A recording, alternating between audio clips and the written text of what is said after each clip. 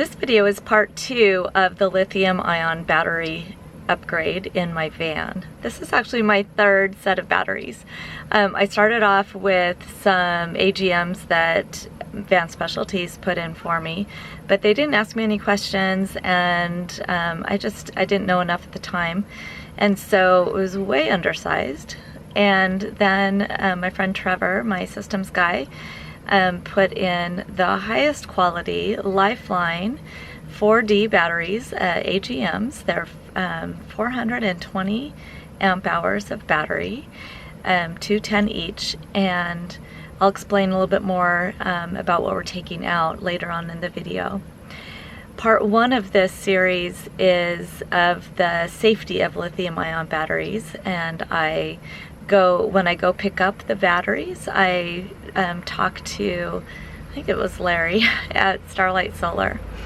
If you're concerned at all about the safety of lithium ion batteries in your van, then I encourage you to check out the video that I did on lithium ion safety, and that's linked above and in the show notes below. In this video, I filmed Cameron installing the lithium ion system in my van. This isn't the type of system to kind of monkey around with. You really need to know what you're doing. Here's Cameron with off-the-grid solar installing my new lithium ion battery bank.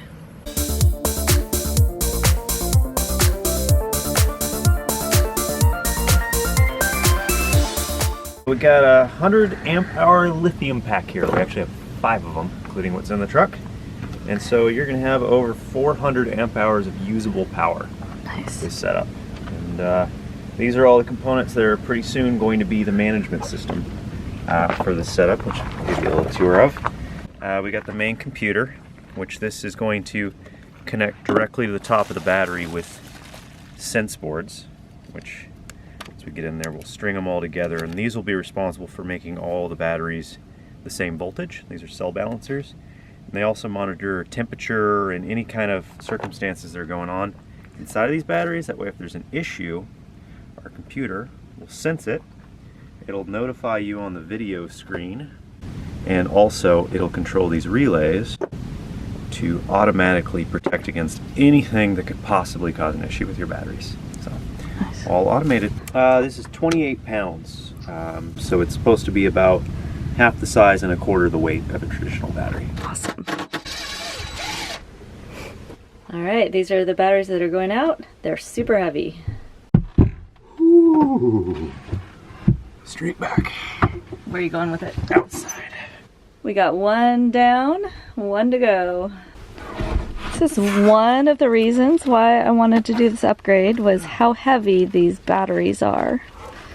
You can see Cameron really struggling with them. I think they're 120 pounds each. I have two 200 amp hours of AGM, which is 200 usable because you can only draw them down 50%.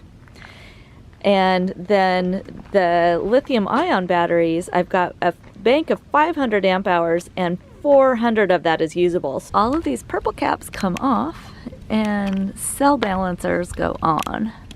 Each battery pack is, as you can see, 4 batteries strapped together. Right. And so the cell balancers are going to go on there and make sure that all these batteries stay perfectly charged in harmony. And then they'll all plug together and keep the entire pack automatically identically charged. So you don't get one cell that over or undercharges. They all stay nice and equal.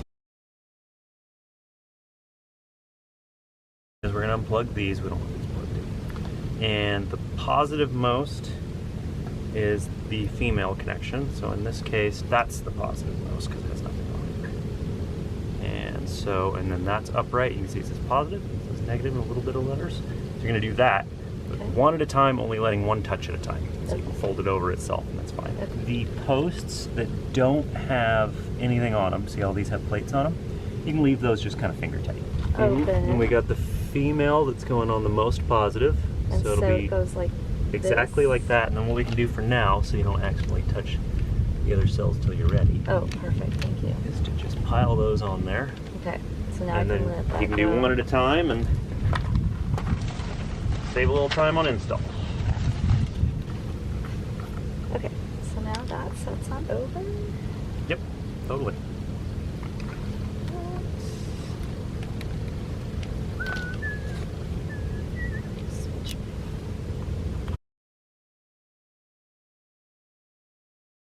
Because each battery pack is actually 4 separate batteries, they're all wired in series, positive or negative, positive, negative, positive, negative. And so then you have your most negative and most positive terminal that are the actual, what you're going to treat like your battery terminals. Got it. And so I'm just quickly marking, because visually you got to like stare at them for a second. I'm just going to go ahead and put a little string of tape next to all the most positives. So that you don't have to think about it each time. Yeah, I don't feel like thinking, I just want to do it right. Yeah. Alright, let's try side by side first.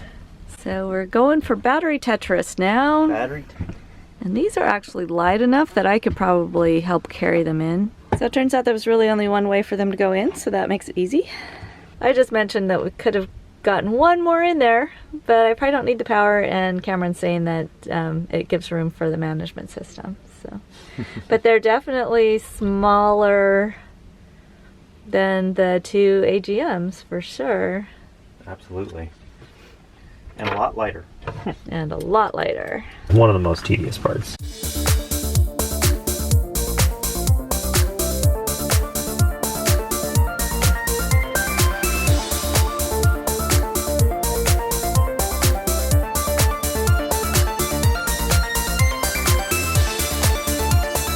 Okay, so that should be positive and that should be negative. Perfect.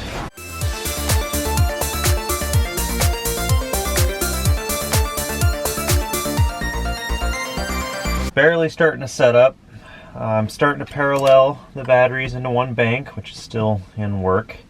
And then I'm starting to put in the overcharge and undercharge relays that are going to be commanded by the computer. So everything that charges comes in one, and everything that runs an accessory goes out the other. Okay. And then over here in the corner, I'm putting the shunt, which is responsible for measuring all current in and all current out, so that what I'll eventually hook up the computer will know exactly what's going on with this bank at all times. I don't know that my previous system was really too small for me. I just didn't have a battery monitor, so I was always afraid that I was going to hurt my batteries by discharging them more than 50%. And I was just guessing because I was looking at the voltage, so I was looking at, trying to keep it around 12.5. No lower than 12.1, and that was really just a guessing game. So I was trying to not hurt my batteries, and was kind of afraid to use them. And so I probably could have just installed a battery monitor on my previous system with my AGM batteries, and probably been just fine. But I wanted to lose the weight, and I wanted a system that was just more foolproof. I don't want to have to think about my energy usage. I really would prefer to feel more like I'm in my house, which I am. Getting ready to bolt the computer up and then start wiring the management system together. Got a switchboard to put in for turning everything on, LCD screen, start wiring up the computer. Definitely making progress. We're on to the fun part. Routing the cables was a little more challenging than we thought. There's really no good way to route them. Trevor probably knows a way. Probably should have called him. But we're removing cabinets and walls and getting it done. So there was quite a challenge to get the wiring to where we needed it for the monitor. So that has taken quite a lot more time than either of us had planned. And so now we're kind of running out of daylight. That is your old isolator relay. Isolator relay. And it's not compatible with lithium. Awesome. So we're just going to bypass it and use the new one that I added in the back. Okay, so we're almost ready to turn the system on. We've already got things lit up. So this is your readout. It tells you the voltage of your pack right now, which is 13.8. It's saying charging. Does it? That probably still because it's just setting itself up. It's still figuring out which way is which. Okay. And your current capacity. If we were to switch pages, you can even look at each and every single cell in your battery pack. At the temperature of every one, the voltage of every single pack, the health of every pack. But you really don't look at that screen very often. because it's overviewed on the main screen because it gives you the minimum and the max. So this is our switchboard, which is kind of hidden on the side. Okay. With the start, turning the battery system on in the page, which you basically are just going to leave on all the time, but this is kind of the main power on, and then you would start the system. Okay. And then you have to wait about 10 seconds till you hear that second click. Okay. And then it's hot. This is Jackie. We haven't introduced Jackie before. There. And she is getting the TV screen basically mounted to the cabinet. We have a flush mount, but we don't really have room for it. So so we're just gonna tape it with VHB tape, very high bond. 3M. Oh, there we go. I use that to attach solar panels to the roof of vehicles. So we go to our Victron Connect app, and it's nighttime obviously, so there's 0 watts coming in and there's 0 amps coming in, but we can see the current battery voltage, and then we can go over to history, and this will be a graph once you start producing, and you'll be able to look up to 30 days back and see a full graph of everything going on. I could show you my Toyota truck for comparison. We go over to our history log and I can see how many watt hours I produced each day. The thing that makes me most excited is I don't have to think about how much power I have. I can just cook. I don't have to worry about it. We got 500 amp hours of lithium, 5 separate packs, all wired in parallel. And then down here we have 2 isolator relays. These are big 400 amp relays. One's responsible for anything that charges, one's responsible for anything that goes out of the batteries. And then the computer here commands those relays. And you know, basically it says, hey, the batteries are too hot, it might shut off charging. If it says batteries are too cold, it might shut off something else. Too low, too high, it'll just command those relays. And then right here, this is a smart or intelligent charge relay for alternator charging. Because when we charge lithium batteries using our start batteries, which are lead acid, we have to have a special relay that understands when the engine's running and when it's not. This is called a shunt, and what this does is it takes all our ground wires and it interrupts them, and everything going to ground has to go through that, and so that's how we measure how many amps are going in and out of the system. I've had the new lithium ion batteries now for maybe a week and a half. I left the van in San Diego while I went to Mexico for my niece's wedding. Thank you all for your well wishes. That was really sweet. I actually told her that my subscribers were congratulating her. That was fun. So I just wanted to give a quick update on the lithium system and then get this video off to you. So, so let me show you what's going on. So here is my panel. And you can see down on the very bottom that it's 96% charged. It's discharging right now. I've got the fridge going, I've got a fan going. The lowest I've seen it since I started, since they've been installed and have charged, is about 85% discharged. And remember, these can go down to 20%, so I probably way oversized my system, which was kind of my goal. That is working out great. You could probably get away with quite a bit less power.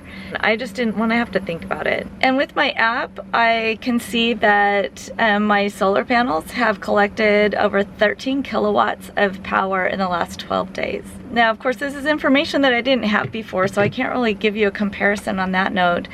But I am really, really happy with the system. I'm happy with the install. Cameron's just been great. The monitor wasn't working the day after he installed it, and he had already moved on to his next place, and he came back and fixed it for me. So he stands behind his work. He's great to work with. If you're looking for someone to install a lithium ion battery system for you, I would highly recommend Cameron with Off the Grid Camper. This is Joni with TheGalavan. Enjoy your journey.